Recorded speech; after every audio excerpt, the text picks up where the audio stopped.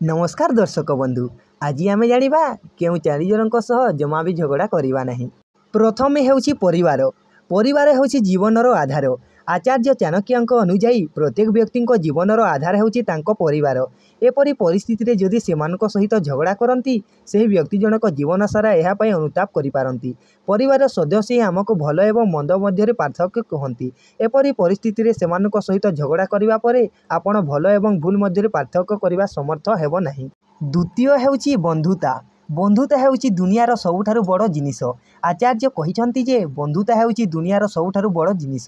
जड़े प्रकृत बंधु आपणको प्रत्येक परिस्थिति रे समर्थन करती एवं आपणको जीवनर प्रत्येक सत्य विषय अवगत कराती। एपरी परिस्थिति रे जदि जड़े व्यक्ति निज सांग सहित झगड़ा करती तेबे से एक विश्वास संपर्क हराइबे। से तांको जीवन रे मध्य अनुताप करिबे। तृतीय हेउछि गुरु। गुरु मार्गदर्शन कराती। चाणक्य नीतिशास्त्र में कहिसंती जे केवल गुरु आमको मार्गदर्शन कराती।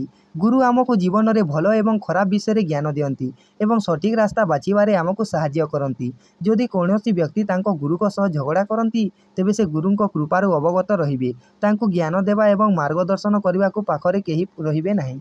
चतुर्थ हेउछि मूर्ख। मूर्ख सहित जुक्ति तर्क करंतु नाही। आचार्य चाणक्य अनुजाई जड़े मूर्खों सह कदापि जुक्ति तर्क करने उचित नुहे।